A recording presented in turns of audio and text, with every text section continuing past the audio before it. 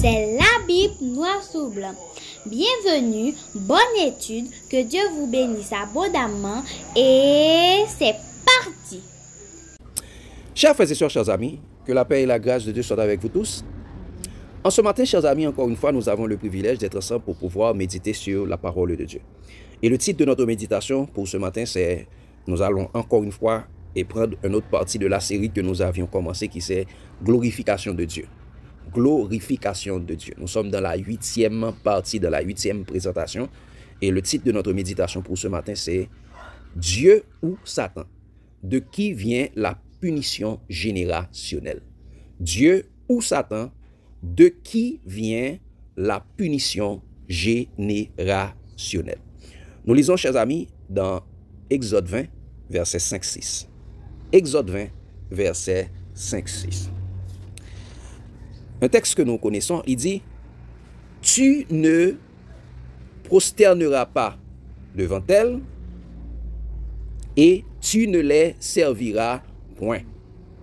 Car moi, l'Éternel, ton Dieu, je suis un Dieu jaloux, qui punit l'iniquité des pères sur les enfants jusqu'à la 3e et la 4e génération de ceux qui me haïssent et qui fait miséricorde jusqu'à 1000 générations à ceux qui m'aiment et qui gardent mes commandements. » Chers amis, Dieu ou Satan, de qui vient la punition générationnelle? Nous prions ensemble. Dans le Père Céleste, à cet instant, nous allons méditer sur ta parole, que la sagesse dans votre Saint-Esprit vienne nous imprégner pour nous conduire dans toute la vérité et nous enseigner toutes choses et qu'ainsi comme des enfants, nous puissions apprendre, comprendre, appliquer et partager ta parole pour notre croissance spirituelle. En Jésus, nous t'en prions. Amen. Chers amis, Dieu ou Satan, de qui vient la punition générationnelle? Suivant les études bibliques que nous avions faites, où nous avons montré, avec la Bible noir sur blanc, que la loi proclamée sur le mont Sinaï n'a pas été proclamée par le vrai Dieu, le vrai éternel, mais plutôt par celui qui savait se déguiser en ange de lumière pour se faire passer pour l'Éternel. C'est pourquoi nous avons vu ensemble que la loi du mont Sinaï est de provenance satanique proclamée par des anges des ténèbres. Nous avons vu cela, chers amis, dans Actes 7, verset 37-38 et verset 53. Lisons, chers amis, Actes 7, verset 37-38 et verset 53. Regardez, si dans l'Ancien Testament, on disait que c'était l'Éternel qui proclamait la loi du mont Sinaï, mais, chers amis, arrivé dans le Nouveau Testament, Jésus, par le Saint-Esprit, a révélé ce n'est pas l'Éternel qui avait proclamé la loi du mont Sinaï, mais c'était des anges. Et surtout, un Éternel qui parlait au milieu des ténèbres, c'était les anges des ténèbres. Il dit, c'est ce Moïse qui dit aux fils d'Israël, Dieu vous suscitera d'entre vos frères un prophète comme moi. C'est lui qui, lors de l'assemblée au désert, étant avec l'ange qui lui parlait sur la montagne de Sinaï et avec nos pères, reçut les oracles vivants pour nous les donner. Qui ça? Moïse était avec l'ange. Moïse n'était pas avec l'Éternel, non? Moïse était avec l'ange sur la montagne. Et le verset 53, regardez ce que dit le verset 53, il dit ça.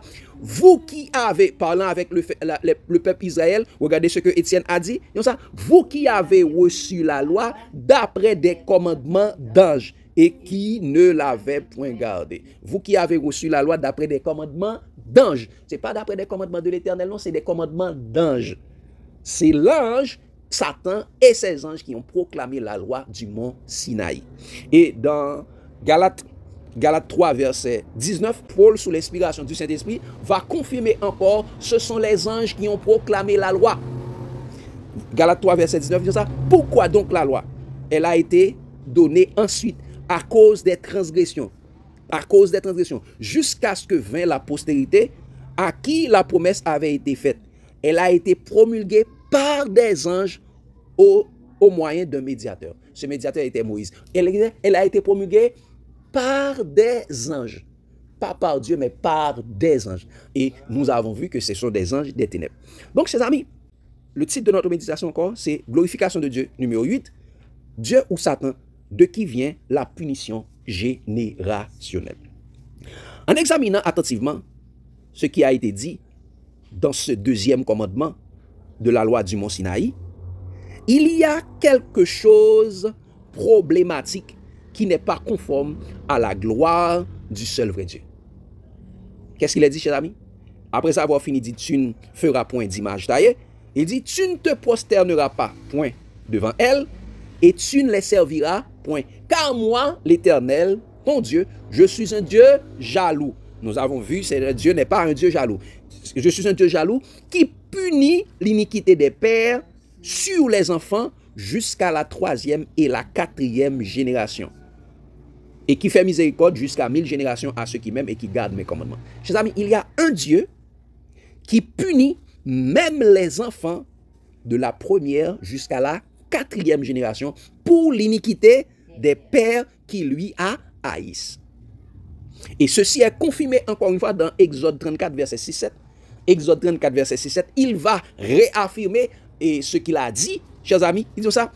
Et l'Éternel passa devant lui, passa devant Moïse, et s'écria, l'Éternel, l'Éternel, Dieu miséricordieux et compatissant, lent à la colère et riche en bonté et en fidélité, qui conserve son amour jusqu'à 1000 générations. Donc l'amour, cet amour de ce Dieu est conservé jusqu'à 1000 générations. C'est un amour limité.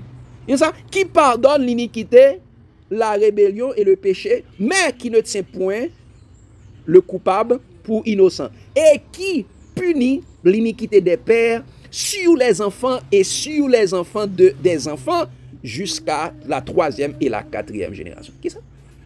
Ce Dieu punit l'iniquité des enfants, des pères sur les enfants et sur les enfants de leurs enfants jusqu'à la 3e et la 4e génération.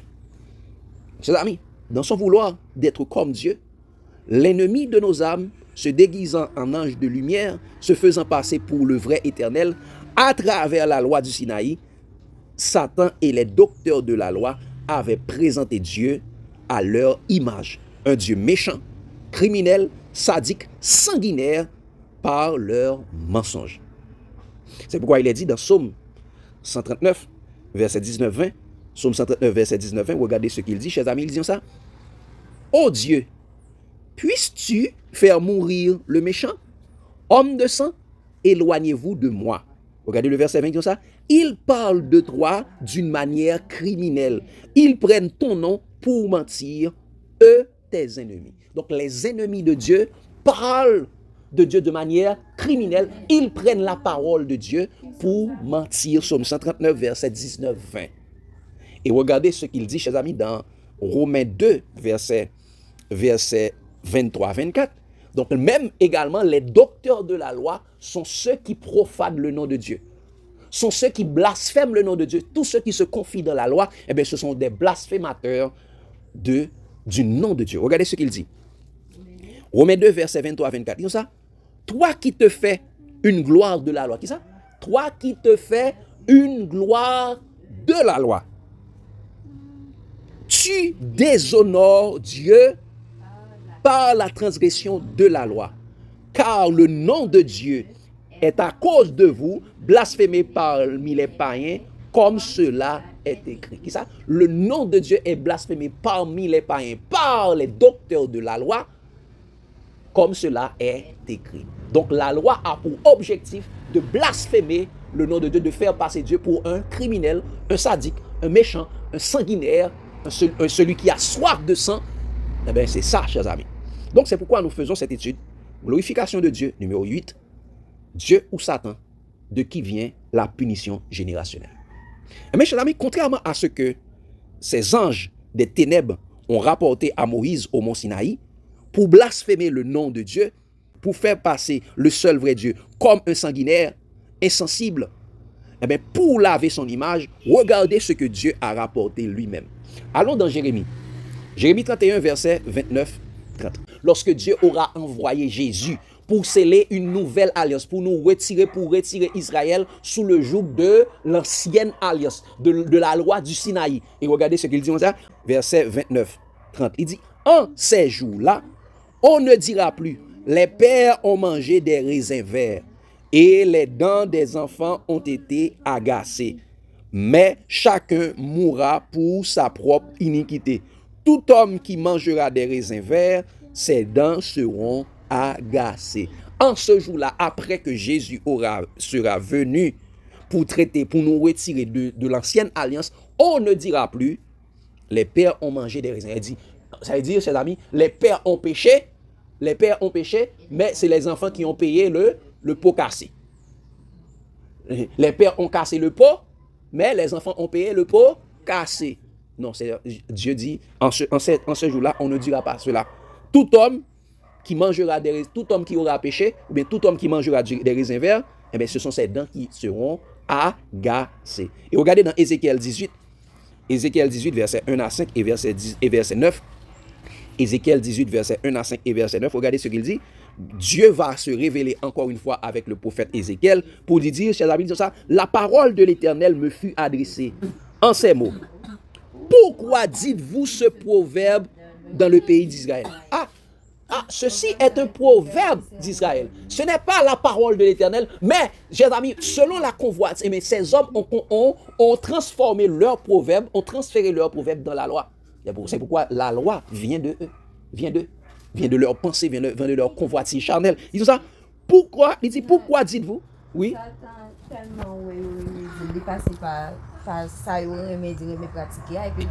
Exactement, il tout baille. Il tout fait passer quand c'est une parole de l'Éternel. Il dit ça. Il dit ça. Pourquoi dites-vous ce proverbe en Israël? Attendez, les pères ont mangé des raisins verts et les dents des enfants ont été agacées. Qui ça? C'est un proverbe d'Israël. Ce n'est pas la parole de l'Éternel. Et tout ça, je suis vivant, verset 3, je suis vivant, dit le Seigneur l'Éternel, vous n'aurez plus lieu de dire ce proverbe en Israël. Voici, toutes les âmes sont à moi, l'âme du Fils comme l'âme du Père. L'une et l'autre sont à moi. L'âme qui pêche est celle qui mourra. Qui ça? L'âme qui pêche est celle qui mourra. Cette affaire de question que Dieu punit l'iniquité des pères sur les enfants de la quatrième, de la troisième jusqu'à la quatrième génération, cela ne vient pas de Dieu. Il n'y a pas de punition générationnelle en Dieu. Il n'y a pas de péché héréditaire en Dieu. Il n'y a pas de péché générationnel en Dieu. Il dit, l'âme qui pêche est celle qui mourra. Et il continue vous dire, l'homme, verset 5, il dit, l'homme qui est juste, qui pratique la droiture et la justice, verset 9, qui suit mes lois et observe mes ordonnances en agissant avec fidélité, celui-là est juste, il vivra, dit le Seigneur l'Éternel. Donc, chers amis, ce n'est pas un proverbe suivant la convoitise d'Israël que les anges démoniaques ont voulu salir l'image de Dieu. Les pères ont mangé des raisins verts et les dents des enfants ont été agacées. Donc, chers amis, par là, Dieu montre clairement qu'il n'est pas dans la question de la punition générationnelle de l'iniquité des pères sur les enfants et jusqu'à la troisième et la quatrième génération. Donc, ce n'est pas lui qui a prononcé ces paroles de la loi du Sinaï. Et il confirme cela, chers amis, dans ce passage, toujours dans Ézéchiel, le verset 20, et surtout le verset 19-20. Regardez ce qu'il dit. Verset 19-20, sur ça. Vous dites, pourquoi le Fils ne portera-t-il pas l'iniquité de son Père? C'est que, voici la réponse de Dieu, Israël pose la question à Dieu, tout ça, c'est que le Fils a agi selon la droiture et la justice. C'est qu'il a observé et qu'il a mis en pratique toutes mes lois. Il vivra. L'âme qui pêche est celle qui mourra. Le Fils ne portera pas l'iniquité de son Père et le Père ne portera pas l'iniquité de son Fils. L'âme qui pêche est celle qui mourra, chers amis. Donc, contrairement à ce que les anges des ténèbres ont rapporté au deuxième commandement de la loi du Sinaï, l'Éternel punit l'iniquité des pères sur les enfants de leurs enfants jusqu'à la troisième et la quatrième génération. Eh bien, chers amis, le seul vrai Dieu dit lui-même, le Fils ne portera pas l'iniquité de son Père et le Père ne portera pas l'iniquité de son Fils. Et il va plus loin pour dire, chers amis, regardez au verset 21-24, verset 21-24, il dit ça, si le méchant, toujours dans Ézéchiel 18, il dit ça, si le méchant revient de tous les péchés qu'il a commis s'il observe toutes mes lois et pratique la droiture et la justice, il vivra, il ne mourra pas. Même le méchant, si le méchant se répand, il ne mourra pas. Et qui t'a dit pour son fils? Allez voir pour son fils. Donc si le méchant se répand, il vivra. Qui t'a dit pour mon Dieu qui a puni les enfants pour les péchés de ses pères. Regardez, verset 22, tout ça. Toutes les transgressions qu'il a. Vous voyez, en plus que le méchant se revient, il vivra. Mais regardez ce que Dieu va faire de ça. Toutes les transgressions qu'il a commises seront oubliées. Il vivra à cause de la justice qu'il a pratiquée. C'est ça. Il vivra à cause de la justice qu'il a pratiquée. Ses fautes seront oubliées, seront effacées. Et il continue au verset 23, tout ça. Ce que je désire, est-ce que le méchant meure? Dit le Seigneur l'Éternel. N'est-ce pas qu'il change de conduite et qu'il vive? Donc ce que Dieu veut, ce n'est pas la mort du méchant. C'est que le méchant vive, se répand et le méchant puisse avoir la vie éternelle. Mais regardez ce qu'il dit pour le juste. Mais si le juste se détourne de sa justice et commet l'iniquité, s'il imite toutes les abominations du méchant, vivra-t-il? Toute sa justice sera oubliée parce qu'il s'est livré à l'iniquité et au péché. À cause de cela, il mourra. Donc voici, chers amis, étant donné que cette parole du seul vrai Dieu n'était pas conforme aux paroles de la loi du Sinaï, regardez la réaction d'Israël face au Dieu d'amour. Regardez la réaction d'Israël face au Dieu d'amour. Regardez le verset 25 à 29. Regardez ce que Israël a dit. Il dit, regardez ce que Dieu a dit de Israël. Tout ça, vous dites, la voix du Seigneur n'est pas à droite. Comment ça, mon cher? Oh, pourquoi méchant, li fin fait, li repenti, ou sauver, juste là que tu pratiqué toute bagaille, ou quitter le péri parce qu'il était tourné. Ah, dit non, voix pas à droite. Tes paroles ne sont pas justes. Ah, mon cher, bêtise, Israël, le cap dit, bon Dieu, ça. Vous dites, la voix du Seigneur n'est pas à droite. Écoutez donc, maison d'Israël. Est-ce ma voix qui n'est pas droite? Ne sont-ce pas plutôt vos voix qui ne sont pas droites? C'est plutôt vos voix. Quand on parle de voix, on parle de parole. Votre loi n'est pas droite. C'est ce que Dieu voulait dire. Ma parole est droite. Ma parole est 7 fois éprouvée. Ce sont vos lois, ce que vous avez reçu qui n'est pas droite. Il dit, si le juste se détourne de sa justice et commet l'iniquité et meurt pour cela, il meurt à cause de l'iniquité qu'il a commise. C'est l'iniquité qu'il a tué. Ce n'est pas moi. Il dit, si le méchant revient de sa méchanceté et pratique la justice, la droiture et la justice, il vivra, il fera vivre son âme. S'il ouvre les yeux et se détourne de toutes les transgressions qu'il a commises, il vivra, il ne mourra pas. La droiture du juste le sauvera. La droiture du méchant le sauvera. Mais l'iniquité du juste le tuera. Ce n'est pas moi. Et il dit ça, verset 29, ça, la maison d'Israël dit, ah, la voix du Seigneur n'est pas à droite. Je mets sa parole, ça va bon. La voix du Seigneur n'est pas droite. Est-ce ma voix qui n'est pas droite, maison d'Israël? Ne sont-ce pas plutôt vos voix qui ne sont pas droites? Donc, chers amis, le peuple Israël dit à Dieu, la voix de Dieu n'est pas droite. C'est-à-dire, la parole, ta parole n'est pas conforme à notre loi. C'est ce que cela veut dire. Oui? Ta parole n'est pas conforme à notre loi. Et Dieu répliqua, est-ce ma voix qui n'est pas droite? Ne sont-ce pas plutôt vos voix? Votre loi n'est pas droite. Elle dit, votre loi ne vient pas de moi. Et pourquoi il dit au verset 32, il dit ça? C'est pourquoi je vous jugerai chacun selon ses voies. Hein?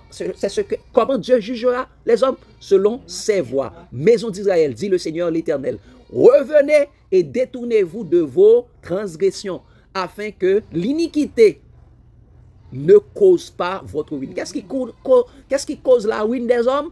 L'iniquité, afin que l'iniquité ne cause pas votre ruine. Il dit, rejetez loin de vous toutes les transgressions par lesquelles vous avez péché. Faites-vous un cœur nouveau et un esprit nouveau. Pourquoi mourriez-vous, maison d'Israël?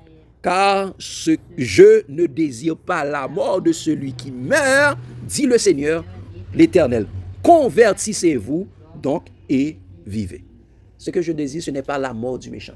c'est que le méchant vive. C'est ce que Dieu veut. Donc, chers amis, Dieu ou Satan, de qui vient la punition générationnelle? Exactement. La punition générationnelle vient de Satan. La question de péché héréditaire n'est pas de Dieu, mais de Satan. Parce que comment notre Dieu est, chers amis?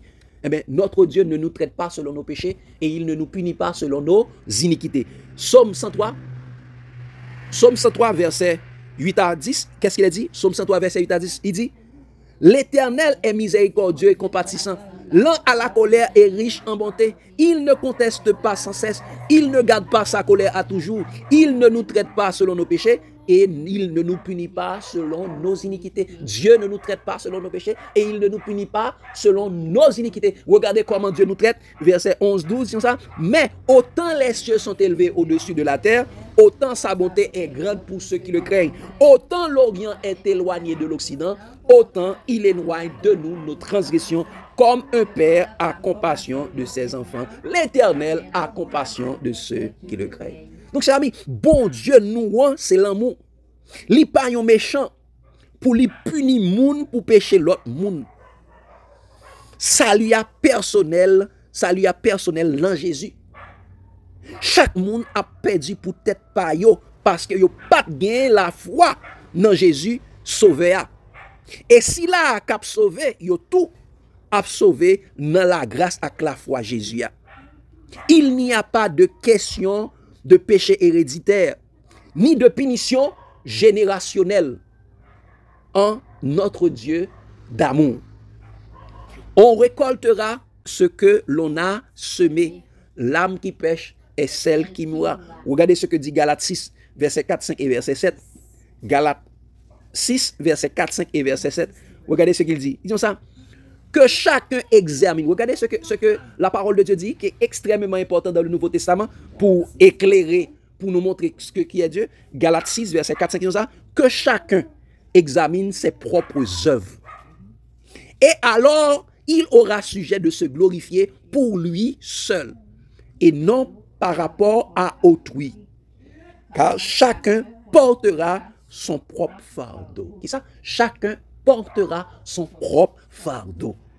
Ne vous y trompez pas. On ne se moque pas de Dieu.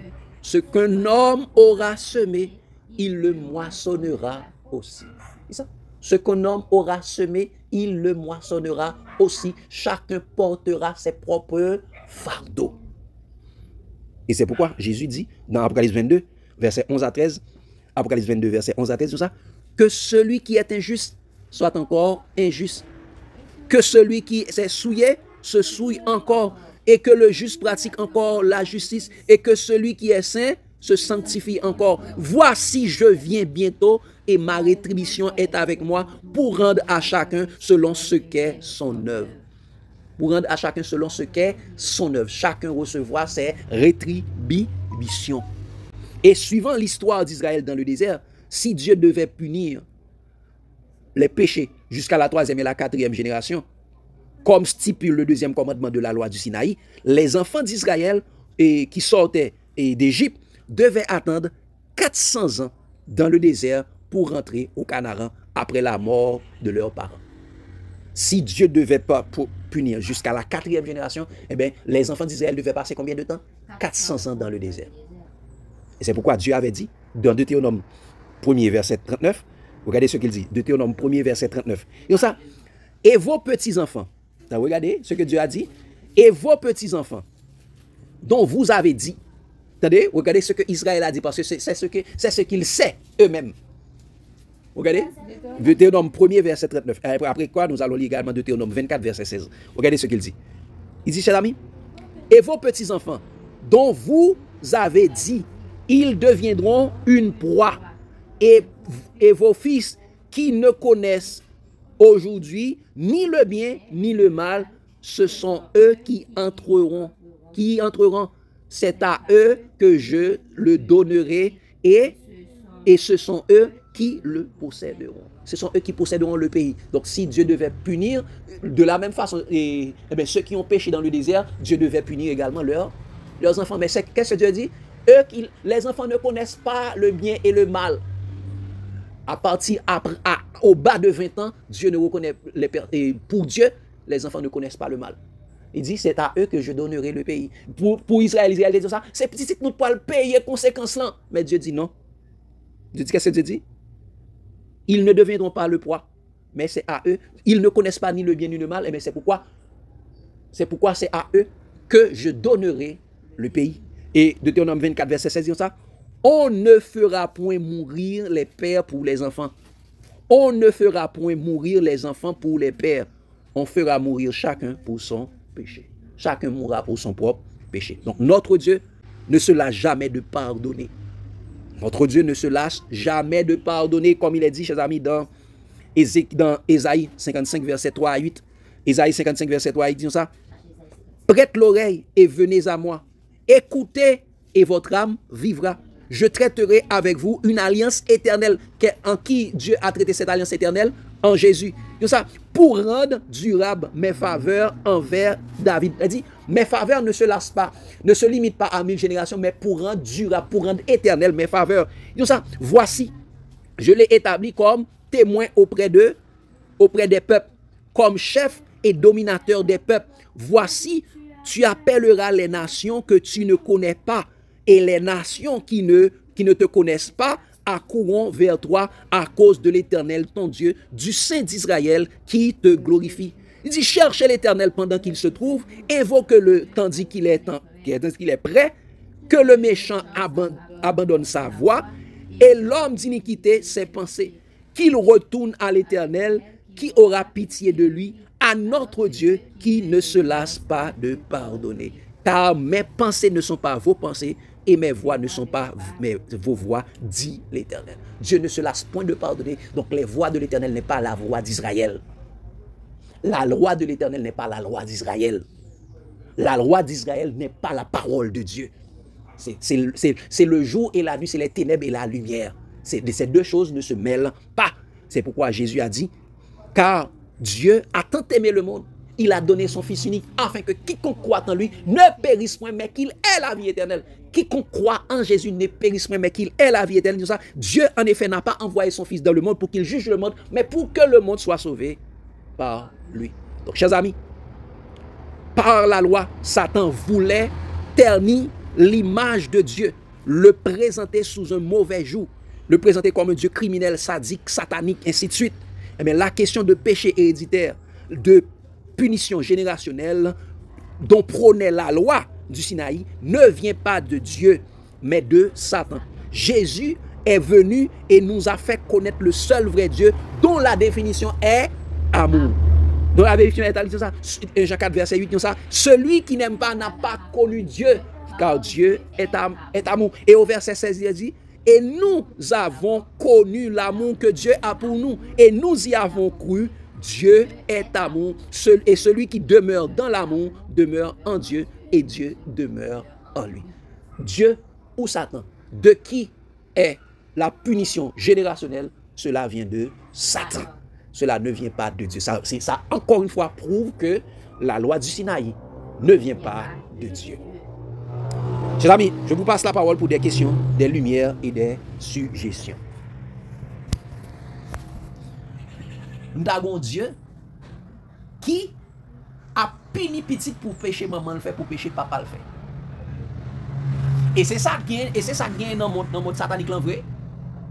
Dans le monde là dit parce que papa le font bagaille, faut la faire sacrifice, faut la présenter, faut la faire danse pour pas subir même bagaille là. Ouais, danse sous danse. Il a fait parce que papa te promet ton bagaille, papa le pas de temps bail, il pas de temps bail et si petit la bail, si petit la pas bail, il va mourir une après l'autre. Il va falloir qu'on ait une race monde qui servi. Ou il y a des bagailles terribles qui plein de river. On y a la l'autre on a regardé, on y a dit ah tel bagaille mais soit grand-parent te promet pas de jamais faire ça fort. Ou que doit monde dans soit la fou la perdre tête de petit en petit cap fou.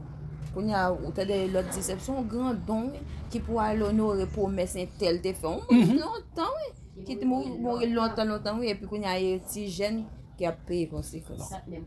Non. C'est ça où est péché générationnel ou bien on est condamnation générationnelle, ça va pas te faire tel tomber saint ses amis. C'est dans niveau ça Satan voulait sale image, te voulait sale image, mon Dieu. Fait bon Dieu passer pour un sadique.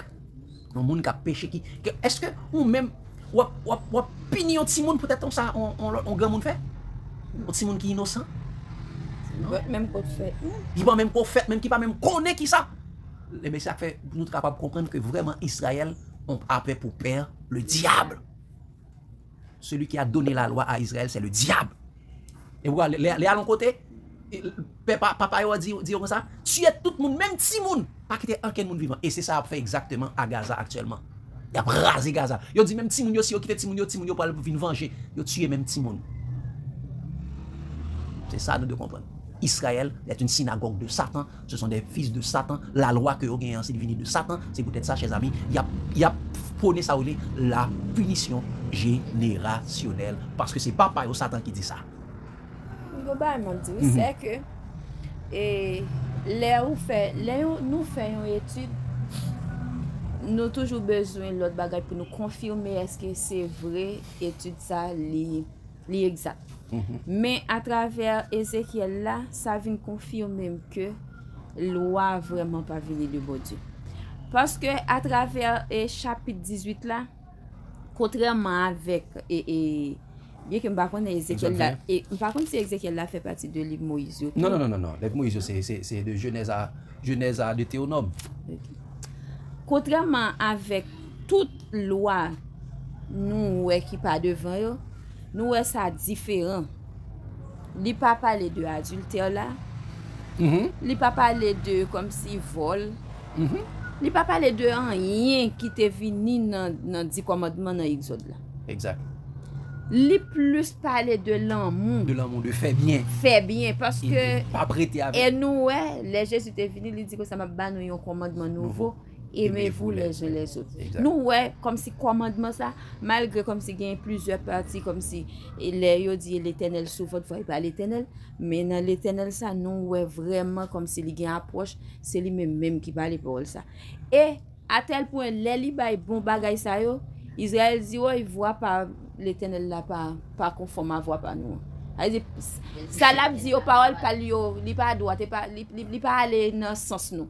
Oui, il pas aller dans ce sens nous exactement. Il pas aller dans ce sens nous. Avait dit nous vraiment parole ça ou l'Éternel ba li vraiment différent de 10 commandements yo te bay sous Sinaï parce que là li plus parler de l'amour, pas le prêter à intérêt. Si ou gon pain bay moun qui pas gagné, si on moun tout tourni mettra sous lui. 10 commandements pas dit ça. 10 commandements li dit quelque bagay oui mais li pas aller au profond. Ah ben oui. Oui, exactement. Parce que ça fait me dire 10 commandements, c'est parce que c'est sous l'île les hommes mettent accent. Exactement. Depuis yo dit loi, oui, c'est 10 commandements. Depuis on côté dans Bible parler de loi ordonnance, c'est 10 commandements.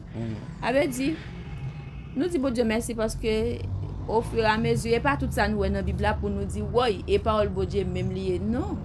Avait dit bon Dieu quitter l'écrit pour servir nous de témoignage. Exactement. Pour servir nous de témoignage et ça. Exactement. Et c'est sous base ça Ézéchiel dit c'est sous base ça bon Dieu a jugé nous à la fin des temps. Le dit lorsque le fils de l'homme sera venu, la ça toute nation a pourvu devant, l'a séparer les nations avec tant coup yon berger a séparé troupeau. L'a mettait brebis à droite li et bouc à gauche. Il a dit ça, moi t'es malade, moi t'es gambou, moi t'es soif, moi t'es étranger, moi t'es toutouni, moi t'es malade, moi t'es dans prison, qui ça te fait? Et puis combat il t'a dit tout. Nous comme si loi li dit que ça li pour punir iniquité il va punir l'iniquité il va punir Timon pour papa jusqu'à la 4e génération et tandis que ça l'Éternel dit là il dit si un méchant détourné de voile de mauvais bail qu'on a pratiqué il vient joindre il pratiquer la justice la vive il pas mourir il dit la vive la balle salut éternel. Oui. Il dit l'amour ça tellement grand. Oui. L'amour qui tellement grand. Israël pas d'accord ça. Israël voulait un Dieu. C'est bon monde qui fait là pour toujours rester là-dedans pour mourir là-dedans. Et ça fait Israël tuer Jésus. Israël voulait un Dieu qui a puni, qui a tué toute nation pour seul Israël en l'air. Ou bien toute la nation, il y a venu esclave Israël et puis Israël a dominé. Et ça fait dans Talmud là même, il dit chaque les Messie va venir, il dit les faux Christ là va venir, leur Messie. Et parce que vous pas accepter Christ ça, elle va venir ben il dit chaque grain israélite, Israël parle dans les toutes nations honnêtes, chaque grain israélite a bien 218 esclave. Chaque grain Israël a bien deux, chaque grain Israël, depuis même si c'est mon grand monde, chaque a bien 218 esclaves. Elle dit toute nation nette pour l'esclave.